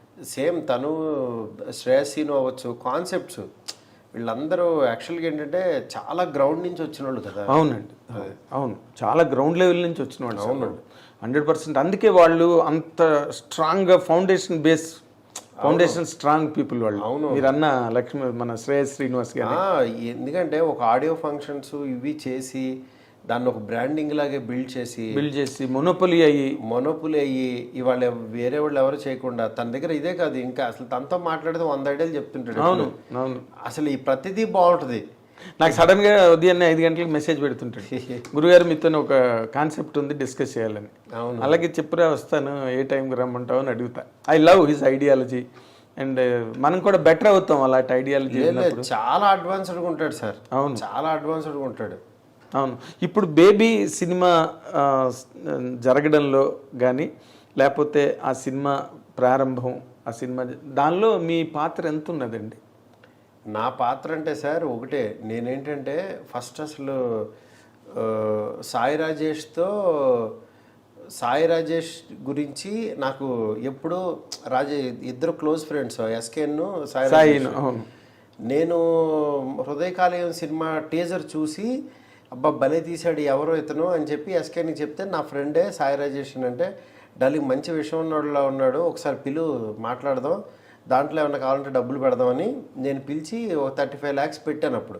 ఓకే, హృదయకాలయంకి అమృత ప్రొడక్షన్స్ ఇది అని. అప్పటి నుంచి సాయి రాజేష్తో మాకు జర్నీ ఫ్రెండ్లీగా వెళ్తూ ఉంటాం. ఎస్కేఎన్తో పాటు వస్తూ ఉంటాడు. ఎస్కేఎన్ వీళ్ళు మంచి ఫుడ్ ఇవి ఎంజాయ్ చేస్తుంటారు. నేను ఊరికి కలిసినప్పుడల్లా మాట్లాడుతూ ఉంటా సరదాగా. దాని తర్వాత కొబ్బరి మట్ట తీస్తున్న గురూజీ అన్నాడు తను సాయి రాజేష్. అది వెళ్ళి చూసాము. ఎప్పుడు తన పక్కనే అలా వెళ్తూ ఉంటాం. కలర్ ఫోటో తీసినా చూసాము, వెళ్ళి ఇలా వెళ్తూ ఉండేవాళ్ళు. దాని తర్వాత సాయి రాజేష్ వాళ్ళిద్దరు ఫ్రెండ్షిప్లో కొన్ని కథలు మాట్లాడుకుంటూ ఉండేవాళ్ళు. అలాగా బేబీ గురించి ఇది మన ట్యాక్సీ వాళ్ళ చేసిన తర్వాత SKN baby point Sai Rajesh ఏదో చెప్తే నా సెకండ్ సినిమా ఇదని తను వచ్చి నాకు చెప్పాడు అనమాట.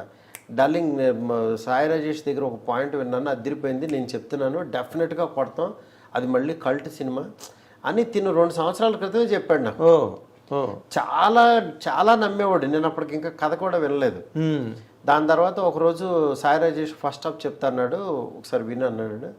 విన్న తర్వాత బాగుంది సార్, ఇది సేమ్ జానర్ ఆ జానరే, బస్ స్టాప్ ఆ జానరే, కానీ మీ స్టైల్లో తీస్తారు ఇది అని అట్లా చెప్పి ఇంకా అక్కడి నుంచి వెళ్ళిపోయాం. మూవ్ ఆన్ అయ్యి ఇంకా ప్రొడక్షన్ మొత్తం తనే చూసుకున్నాడు. ఇంకా దగ్గరుండి సినిమా మొత్తం డే టు డే వెళ్ళి చాలా కష్టపడ్డాడు తను. ఇవాళ ఆ రిజల్ట్ వచ్చిందంటే వాళ్ళిద్దరు కష్టమే అది. నేను లాస్ట్లో సినిమా అంతా అయిపోయిన తర్వాత ఒకసారి చూడండి గురూజీ అని అప్పుడు నాకు చూపించారు. ఫస్ట్ హాఫ్ చూసిన తర్వాత అదిరిపోయింది సినిమా అని చెప్పి నేను చాలా హ్యాపీ ఫీల్ అయ్యా. డార్లింగ్ అసలు ఓన్ రిలీజ్ చేసినా ఇది హిట్ అవుద్ది సినిమా, మనం కొడతాం అని ఆ రోజు చెప్పా. ఫస్ట్ హాఫ్ చూడంగానే రాజేష్ని పిలిచి సూపర్ సినిమా తీశారు, ఏం రైటింగ్ సార్ అని. చాలా బాగా అని అంటే తను తీయగలుగుతాడు, తను చేయగలుగుతాడు అనేది నాకు నమ్మకం. కానీ ఈ జానర్ మాత్రం తనలో ఈ జానర్ బాగా తీస్తాడని నమ్మింది ఎస్కేఎన్. ఇంకెవ్వరం కాదు, ఇంక మిగిలిన అసలు ఎవ్వరం కాదు. నమ్మకం కాదు, అసలు ఐడియా లేదు, అసలు ఐడియా లేదు మాకు. ఎందుకంటే తను తెచ్చాడు బాగుందని అన్నాం. ఎందుకంటే సాయి రాజేష్ ఐడియాలు చాలా బాగుంటాయని తెలుసు. ఇది ఒక ఫీల్ గుడ్ సినిమా ఇంత బాగా తీస్తాడు అనేది మాత్రం నేను చూసిన తర్వాతే నేను రియలైజ్ అయ్యాను, నమ్మవలసి వచ్చింది. ఎందుకనంటే పెయిన్ ఇంత అందంగా తీస్తాడు అనేది, తన లోపల ఇంత పెయిన్ ఉందనేది ఈ సినిమాతో ప్రూవ్ అయింది. అవునండి. మీరు నెల తర్వాత చూసారు, నేను 2 నెలల ముందు చూసాను అంతే. దాని తర్వాత నాకు ఇబ్బంది అయిన చెప్పేవాళ్ళం, డిస్కస్ చేసేవాళ్ళం, గురూజీ ఇది ఓకేనని. తను కూడా వేసుకుని సినిమా చూసి వెళ్ళి మళ్ళీ రియలైజ్ అయ్యి యాక్చువల్లీ ఇలా కాదు ఇలా వెళ్తున్నాను సార్ అని తనకు ఒక వాల్ లాగా ఉపయోగపడేవాడిని, క్రియేటివ్ వాల్ లాగా. ఈ ట్రైలర్ ఓకేనా గురూజీ అని ఇట్లాగా. అలాగే తినుకో టైమింగ్ ఉంటుంది ఎస్కేఎన్కి. ఎస్కేఎన్ టైమింగ్కి యాక్చువల్గా ఫీల్ గుడ్ సినిమా ఇది. ఎస్కేఎన్ ఏంటంటే ఆడియన్స్ని ఫుల్ ఎంటర్టైన్ చేయాలి, స్పీడ్గా ఇవ్వాలనుకుంటాడు. ఎస్కేఎన్ది నాది ఒక రకంగా ఉంటుంది. కానీ ఈ జానర్ ఇది అనేది తను ఐడియా పరంగా చాలా బాగుంటుందని ఇది ఉన్నా తనకేంటంటే ఈ లెంత్లో ఓకేనా ఇదేనా అని ఒక చిన్న ఇది ఉండేది అంతే. కానీ యాక్చువల్గా సినిమా ఆర్ఆర్లు ఇవి అయిన తర్వాత, సీన్స్ అన్నీ అయిపోయిన తర్వాత అసలు ఇంకా అక్కడి నుంచి ఈ సినిమాని క్యారీ చేయడం మొదలెట్టు. మెయిన్ ఎందుకంటే వండేవాడికి తనకి తెలీదు ఇది బాగా వస్తుందా, ఇది బాగా వస్తుందని చేస్తున్నాం అనేది ఉంటుంది. రుచి చూసినవాడు చెప్పాలి. కానీ బయట నుంచి వచ్చిన వాడికి అబ్బా మసాలా వాసన అంటే అదిరిపోతుంది అంటాడు. వెంటనే ఆడికి టేస్ట్ డిఫరెన్స్ ఉంటుంది. 24 గంటల కిచెన్లో ఉన్నవాడికి అది ఎంత స్మెల్ వస్తుందో తెలియదు, అలవాటు పడి. అలాగే వీళ్ళిద్దరికి నేను బయట నుంచి వచ్చి జడ్జ్ చేసేవాడిని. ఓకే. ఎస్కేఎన్కి వీళ్ళిద్దరికి ఓకే. నా పాత్ర అంతవరకు అది. ఓకే. కానీ మా మాస్ మూవీ మేకర్స్ అని బ్యానర్ పెట్టి ఎస్కేఎన్ ఒకటే. నేనేంటంటే డార్లింగ్ నేను ప్రొడక్షన్ సైడు నేను చిన్న సినిమాలు చేసి ఆపేశా. ఎందుకంటే దాని మీద కూర్చోవాలి, ఎఫర్ట్ పెట్టాలి. నేను ఎఫర్ట్ పెట్టినప్పుడు ఫెయిల్యూర్స్ వస్తాయి ఎందుకని చెప్పి ఆపేశా. ఓకే. ట్యాక్సీ వాళ్ళ దగ్గర నుంచి మంచి డైరెక్టర్ ఉన్నా సరే తనకి అప్ చెప్పడం మొదలుపెట్టు. తను కూడా యాక్చువల్గా ఈ తన దగ్గర ఉన్న టాలెంట్ ఏంటంటే ముందు అవతలలో ఉన్న వేస్ట్ని త్వరగా పట్టేస్తాడు ఎస్కేన్. వీళ్ళు ఈ లోపం ఉంది, ఇది కరెక్ట్ చేసుకోవాలని టప్మని పాడతాడు అతను. తనకున్న మెయిన్ సొసైటీలో ఆర్ట్, అదొక ఆర్ట్ అండి. ఎవరినన్నా ఒక అరగంట మాట్లాడితే వీడు కొంచెం తేడా, వీళ్ళు ఈ స్కిల్ ఉంది అని టక్మని పడతాడు, పెట్టేస్తాడు. అది ఈజీగా ఉంది. అవును, అది కూడా నిర్మోహమాటంగా చెప్పగలడు. నిర్మోహమాటంగా చెప్తాడు. కొన్ని మొహాటంలో వచ్చిన మహా అయితే మాట్లాడటం కట్ చేస్తాడు, కానీ ఇంకా వేరే ఉద్దేశం ఉండదు. అదేలేండి. తను మీరు ఇంతమంది మహామహులు ఈ ప్రాజెక్టు వెనకాతలుండి సాయి రాజేష్ విశ్వక్సేన్ కథ చెప్పడానికి వెళ్తే కనీసం విశ్వక్సేన్ టైం కూడా ఇవ్వలేదంటండి. కొబ్బరిమట్ట అలాంటి సినిమాలు తీసిన డైరెక్టర్తో నేను చేయడం మేము విన్నదే. మా కళ్ళ ముందు జరగలేదు ఆ డిస్కషన్. వెర్బాటిం మనకేం తెలియదు, మీకు తెలియదు, నాకు తెలియదు అసలు ఇలా విశ్వక్సేను ఇదయ్యాడు ఇది అని నాకు తెలీదు. ఎందుకంటే ఇప్పుడు ఎస్కేన్ వాళ్ళు వెళ్ళేవాళ్ళు డార్లింగ్ ఆనంద్ ఎవరికొండ కథ చెప్పాము, తను బాగా నచ్చిందని ఫుల్ ఎగ్జైట్ అయిపోయాడని. ఇలా నాకు జనరల్గా పాజిటివ్ మ్యాటర్సే నాకు దీనికి అయ్యే సక్సెస్ అయినయే చెప్పారు. కానీ వేరే విషయాలు పెద్ద అలా డిస్కస్ చేయరాళ్ళు. అలా క్యారీ చేయరు. రాజేష్ కూడా అలా క్యారీ చేసే మనస్తత్వం కాదు. లేదండి, లేదు. కాకపోతే ఏమవుతుందంటే ఒక చిన్న ఇన్సల్ట్, అరే వినొచ్చు కదా అనే చిన్న చిన్న ఫీలింగ్ ఉండొచ్చేమో, చిన్న పించ్ ఉంటుంది కదండి. అది కూడా నేనేంటి ఎప్పుడు అడిగాను తన్ని ఆడియో ఫంక్షన్లోనూ ఒక హీరో వినటానికి కూడా ఇష్టపడలేదు నా కదా, కానీ ఇలా నేను తీయగలుగుతానని తనకున్న ఇది చెప్పాడు. ఎవరు సార్ అని చెప్పి అప్పుడు అడిగాను నేను. అదే తన పెయిన్ అక్కడ రివీల్ చేశాడు. అంతేగాని యాక్చువల్గా ఇది కాదు. ఓకే, అసలు మీ నోటీసులో లేదు, అది నా నోటీసులో లేదు, నాకు అసలు తెలీదు. అదే నేను కూడా మీతో పాటే తెలుసుకున్నాను, అది కూడా మీడియాతో పాటు మీరే తెలుసుకున్నాను. అంతే. వెరీ నైస్ అండి. ఇప్పుడు అసలు యాక్చువల్గా ఒక ఏదో చిన్నారి వటుడింతై అన్న పద్యంలాగా ఇప్పుడు మీరేమో ఈ రోజులతో స్టార్ట్ చేసి బస్ స్టాప్ చేసి తర్వాత ప్రేమ కథ చిత్రం చేసి అలాగ కొంచెం మీడియం సైజు హీరోలతోని బలిబలే మగాడివై మహానుభావుడు ఇలాగ మంచి రోజులు వచ్చాయి ఇలా చేసుకుంటూ పక్కా కమర్షియల్ చేసి ఫట్మని కట్ చేస్తే all India level Hercules of Indian సినిమా బాహుబలి, భారతీయ సినిమా బాహుబలి, మిస్టర్ పర్ఫెక్ట్ ప్రభాస్తో సినిమా అనగానే అస్సలు భూగోళం బద్దలైంది ఇండస్ట్రీలో ఆ న్యూస్ వచ్చిన రోజున. అసలు అది ఎలా జరిగిందండి? న్యూస్ మేమే ఇవ్వలేదండి. మీరు ఇవ్వలేదు, సోషల్ మీడియాలో ఎవరు న్యూస్లు ఇవ్వకుండానే అది జనరేట్ అయిపోతుంది. దాని గురించి ప్రత్యేకంగా పెట్టుకుందాం సార్. అంతేనా? 4 ముక్కలు చెప్పండి. ఇప్పుడు మీరు ఎందుకు వచ్చింది ఎలా వచ్చింది అని మాట్లాడండి, కానీ but what is your experience? There is lot of expectation around. అదే సార్, అది ఆ సినిమా స్టార్టింగ్ ఎండింగ్ దాని గురించి చెప్పాలనంటే అదొక పెద్ద గ్రంథం. అదొక పెద్ద గ్రంథం. అదేంటంటే అది ఇంత సింపుల్ గా మాట్లాడే విషయం కాదు. నెక్స్ట్ దాని స్టార్ట్అప్ అలాగే ఉండాలి, దాని ఎండింగ్ అలాగే ఉండాలి. అది చెప్పే విధానం గ్రాండియర్ ఉండాలి. గ్రాండియర్ ఇన్ ద సెన్స్ అంటే మీరే అంటున్నారు ఇన్ని చేశారు, దీని తర్వాత స్పెక్టాక్యులర్ గా మీరు ఆ రేంజ్ లో చేస్తున్నారు. అల్టిమేట్ ప్రాజెక్ట్ కదా అది. ఇట్లాగా సరదాగా ఇలా జరిగిందండి అని అలా అనలేం. ఎందుకంటే దానికి ఆయన ఏమి నమ్మాడు, నాలో ఏం చూశాడు, మా ఇద్దరం కలిపి మేమేం ప్రపంచానికి చెప్పదలుచుకున్నాము, ఆయన ద్వారా నేనేం చెప్పదలుచుకున్నాను, ఇవన్నీ ఒక పెద్ద ఇది ఉంటుంది. అవునులేండి. దాన్ని యాక్చువల్గా డెఫినెట్గా ఏదైతే ఎక్స్పెక్ట్ చేస్తారో దానికి 1% ఎక్కువ ఇస్తాను తప్పించి 1% కూడా తగ్గించినని మాత్రం ప్రామిస్ చేస్తాను. Very nice. అది వెరీ నైస్. ఎందుకనంటే వేరే వాళ్ళకి ఆయన వాల్యూ ఎలా తెలుసో నాకు తెలుసు. వేరే వాళ్ళకి ఇప్పుడు చాలామంది అనుకుంటారు, ఫ్యాన్స్ కానీ వేరే వాళ్ళు కానీ యాక్చువల్గా మా హీరోతో ఎలా తీస్తాడో, ఇతని దగ్గర నుంచి ఎలా అనుకుంటున్నావు, ఇవన్నీ ఎక్స్పెక్ట్ చేస్తున్నావు, ఇవన్నీ ఎలా అనుకుంటారో, వాళ్ళకంటే 1% ఎక్కువే ఉంటాను నేను. అలా ఎక్కువ ఉంటేనే యాక్చువల్లీ ఈ స్థాయిలో ఉండగలుగుతాను. ఇది మీ ఫ్యాన్స్ అవ్వచ్చు, వేరే వాళ్ళు అవ్వచ్చు, మళ్ళీ హీరోకి అది నచ్చజెప్పి ఆడియన్స్కి ఏం కావాలో అది ఆయన దగ్గర నుంచి డ్రా చేసి వీళ్ళకి ఎలా చూపించగలుగుతున్నాం, ఆ మీడియేషన్ నేను ప్రాపర్గా చేయగలుగుతున్నానా లేదా, ఆ పాత్రని నేను చేయగలుగుతున్నానా లేదా అనేది నా మనసాక్షి తెలుసు. అది త్వరలో మీకు తెలుస్తుంది. అదే అంతే, సింపుల్. కానీ ఒక చాలా వెరీ వెరీ ఇంట్రెస్టింగ్ ప్రాజెక్ట్ అండి ఇది. ఎందుకంటే ఒక పక్కనేమో అవతల మీకు కాదు, నాకు కూడా ఇంట్రెస్టింగ్ కదా. మరి మీకు ఇంట్రెస్టింగ్ కాదు సార్, మీకు అసలు ఇప్పుడు అది చాలా పెద్ద సావనీర్ అంటారే. అవును, ఇట్స్ బిగ్ సావనీర్ సార్. ఒకటే సార్, బిగ్ సావనీర్ అనుకుంటే అది బిగ్ సావనీర్ సార్. అది ఒక పని అనుకున్నాం అనుకోండి, అది 18 అవర్సే కష్టపడతాం సార్. ఇప్పుడు సీఎం కైనా 24 అవర్సే, normal వాడికైనా 24 అవర్సే.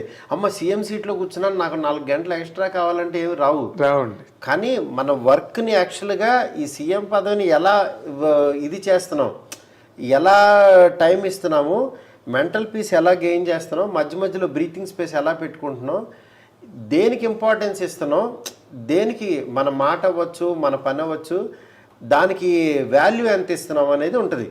Value of the work అంతే. ఇప్పుడు నేను ఆ ప్రాసెస్లో ఆ పొజిషన్లో కూర్చుని ఇప్పుడు దీనికి ఎంత టైం పెట్టాలి, ఇక్కడ ఎంత ఎఫర్ట్ పెట్టాలి, దీనికి ఎంత వాల్యూ ఇవ్వాలి అని చెప్పి అవి చూస్తున్నాను నేను. ఓకే, అంతే.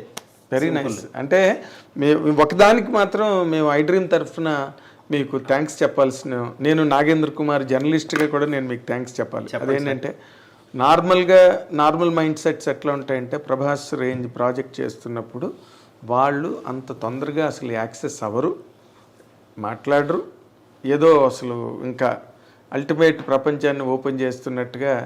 కానీ మీరు అందుకే నేనేం ఓపెన్ చేయలేదు, దాని గురించి ఏం చెప్పలేదు. బట్ యాక్చువల్గా నేనేంటంటే జనరల్ ఐడియా చెప్పాను మీకు అంతే. అవునండి, నేను దేనికి థ్యాంక్స్ చెప్తానంటే ఈ టైంలో కూడా మాకు టైం ఇచ్చి థ్యాంక్ యూ చక్కగా మీ ఎక్స్పీరియన్సెస్ అవన్నీ కూడా అంటే నాకు తెలిసి ఈ రోజు వరకు ఇంత విరివిగా ఇంత వివిడ్గా అవును మీరు ఎక్కడ మాట్లాడలేదు. అవును, మీ ఆలోచనలు, మీ అభిప్రాయాలు ఇంతలా ఆవిష్కారం ఫాలో అప్ సార్.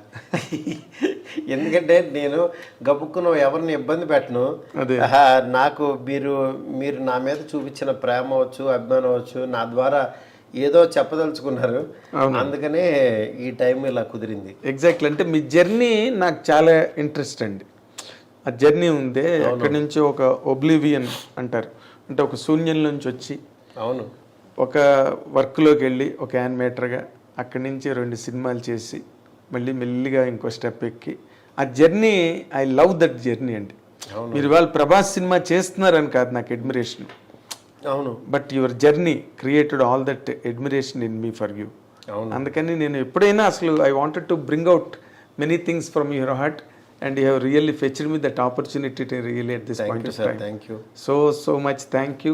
మా ఐ డ్రీమ్ ప్రేక్షకుల తరఫున కూడా, మా సంస్థ యాజమాన్యం తరఫున కూడా మీకు థ్యాంక్స్ చెప్తున్నానండి. Thank you sir. We wish you all the very best sir. ఎందుకంటే we wish you many more milestones and achievements in your career. ఇప్పుడు మీరు చేస్తున్న ప్రభాస్ సినిమా మొత్తం ఇండియన్ సినిమాకి ఒక జవాబు కావాలని కోరుకుంటున్నాం. Thank you sir. Thank you very much. All the very best అండి. ఇది ఈ చక్కటి అపురూపమైన దర్శకుడి తాలూకు ఆలోచనలు, అభిప్రాయాలు. మనందరం let us wait for the big breaking Prabhas సినిమా గురించి తర్వాత చెప్తానంటున్నారు కాబట్టి ప్రభాస్ అభిమానులు కూడా దాని గురించి నిరీక్షించవచ్చు. ఆ నిరీక్షణలో ఎంతో అమూల్యత ఉన్నదని మాత్రం నేను చెప్పగలను. Thank you very much. Watch and enjoy.